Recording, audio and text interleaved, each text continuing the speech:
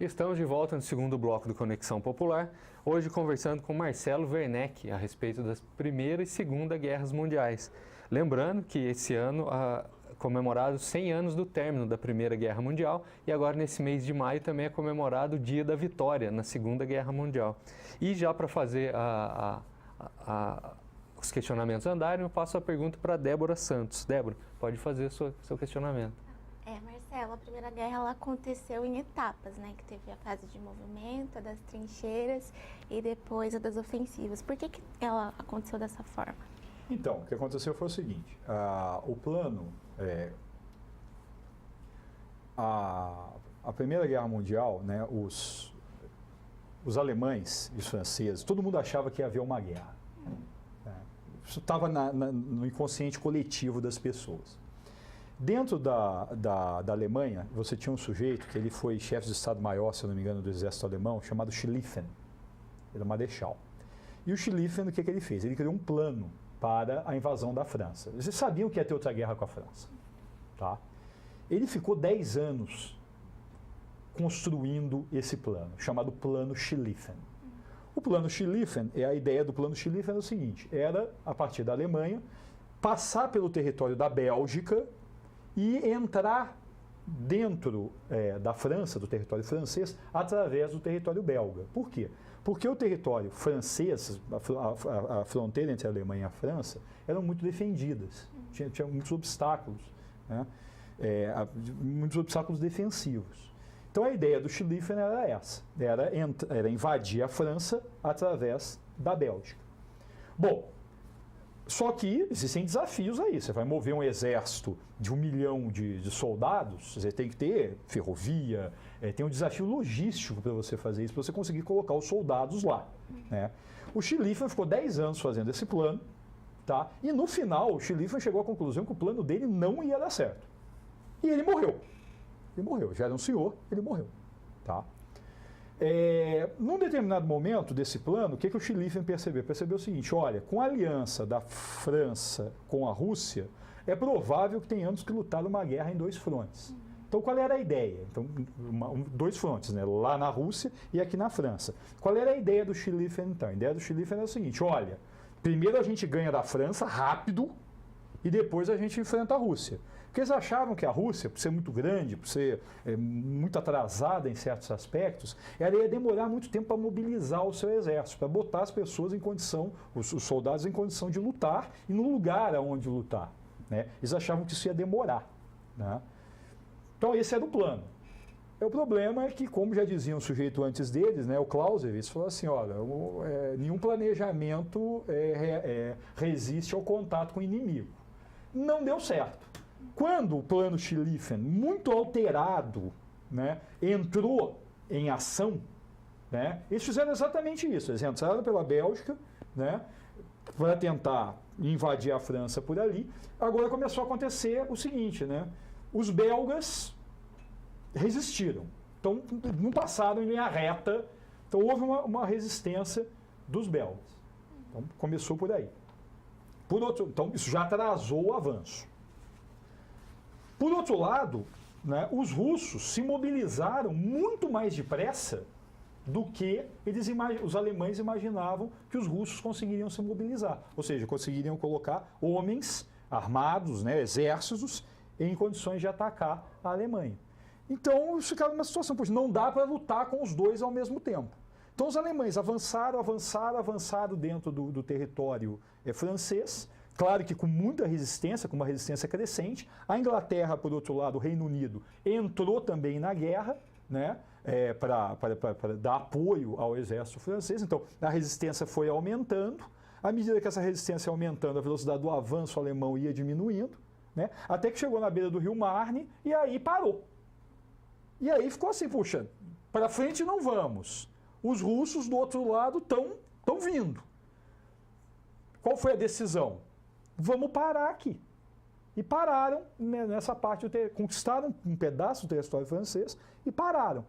E começaram a construir trincheiras. Então, você teve um primeiro momento realmente, que vai mais ou menos até outubro de 1914, que é o avanço.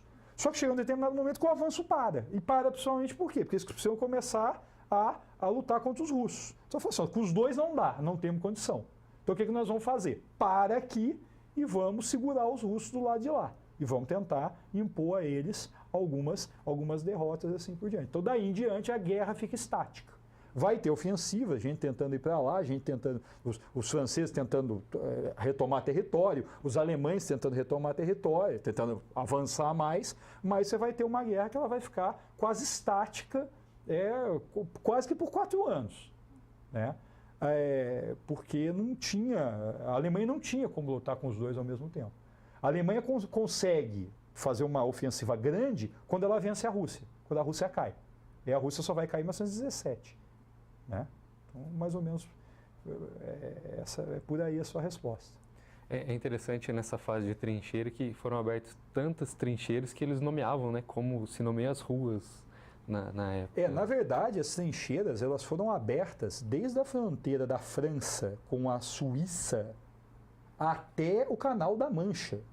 Se você olhar isso no mapa, centenas e centenas e centenas de quilômetros de trincheiras. E essas trincheiras, elas tinham uma profundidade de 7 níveis. Então, você tinha o primeiro nível de trincheira, o segundo, fileira, a terceira fileira, a quarta fileira, a quinta fileira, a sexta fileira, a 7ª fileira. Eram mais de 30 quilômetros de profundidade de trincheira. Por quê? Porque quando ia haver um ataque, você atirava com o canhão tem um alcance. Então, você destruía a primeira, a segunda, a terceira carreira de trincheiras, mas as outras estavam inteiras. O pessoal recuava, depois o pessoal vinha para frente. E os alemães faziam trincheira muito melhor do que os franceses e os ingleses. Os alemães faziam umas trincheiras todas com formato geométrico, exatamente por quê, né? Porque se você faz uma trincheira em linha reta, se o sujeito entra aqui, ele dá um tiro, acerta o sujeito a 1 quilômetro de distância por dentro da trincheira. Suas trincheiras eram todas recortadas. Então tinha toda uma engenharia mesmo de fazer o negócio. Porque os alemães perceberam o seguinte: nós vamos ficar aqui muito tempo, até vencer a Rússia. Depois, a gente volta e vence. Nós vamos ter que ficar aqui. E a guerra ficou assim, a guerra ficou estagnada.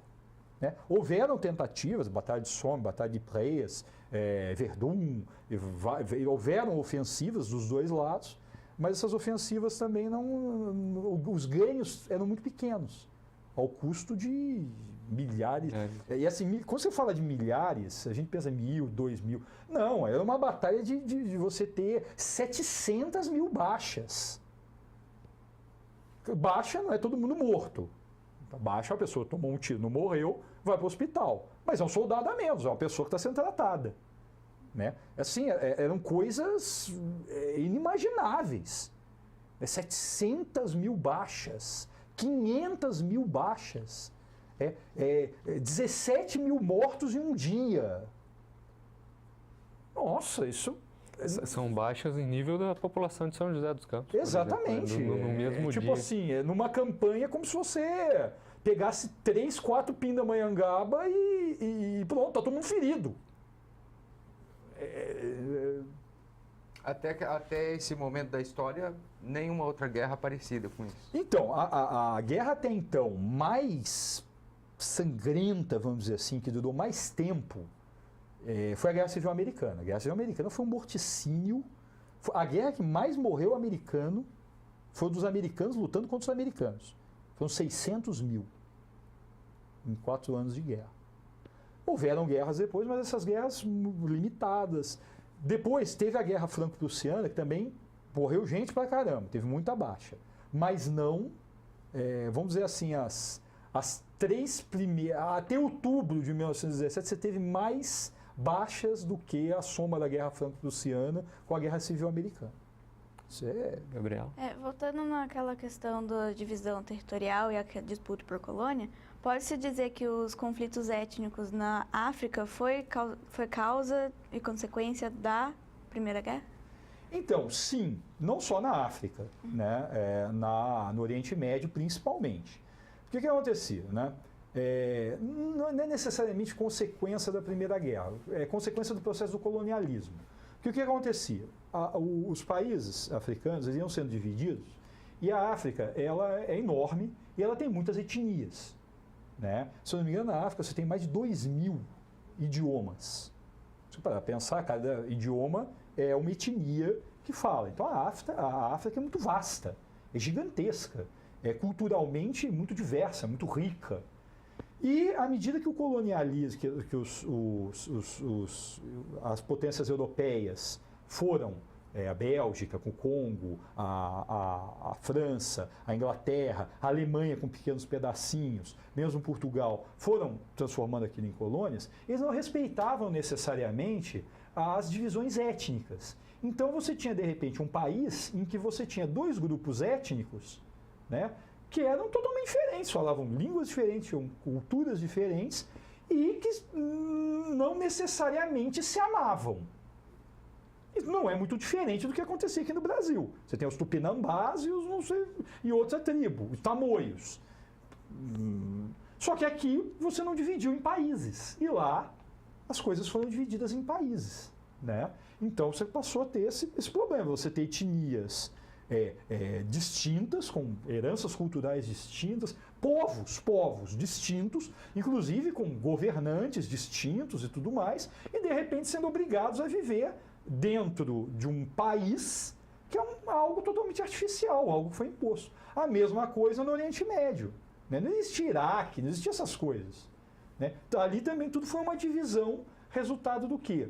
Da desintegração do Império Otomano. O Império Otomano, que hoje em dia é a Turquia, ele era dono de uma parte do Egito, era dono de toda a Palestina, onde hoje em dia está Israel, está a Jordânia, está o Líbano, a Arábia Saudita, o Iraque e tudo mais. Ali você tinha diversos povos, mas mais até do que isso, você tinha grupos religiosos. Então você tinha os sunitas, tinha os xiitas e tinha uma série de outros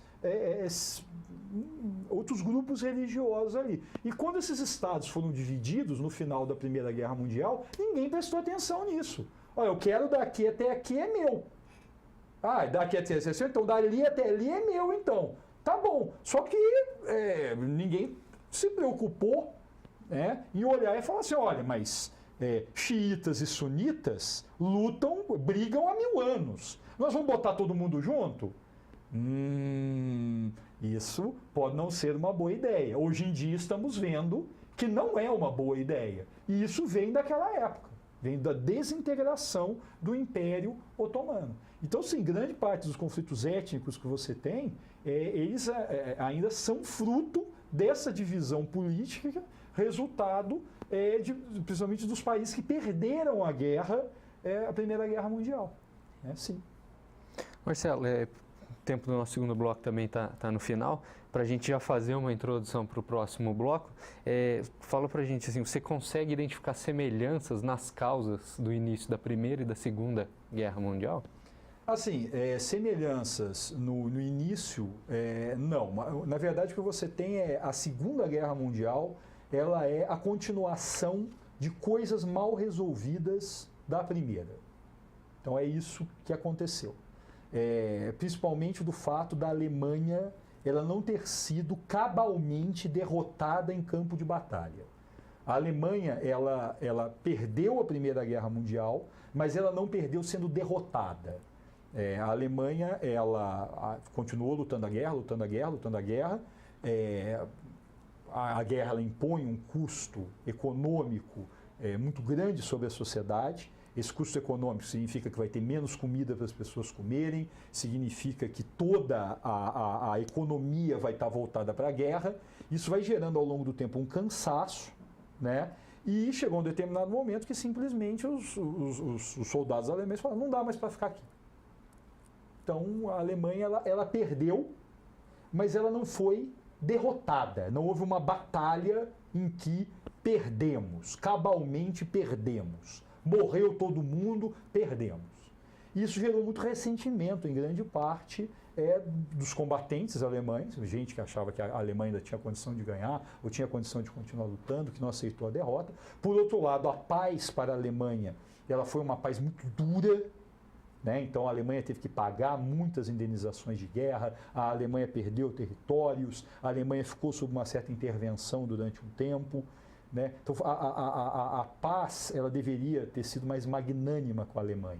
e a paz não foi, principalmente por causa dos franceses. Os franceses eles queriam realmente espizinhar.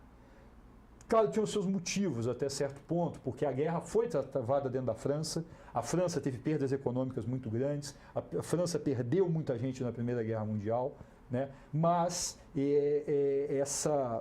esse ranço, essa vontade de ir à forra no Tratado de Paz, que foi assinado em Versalhes, gerou muito ressentimento na Alemanha. E esse ressentimento fermentou.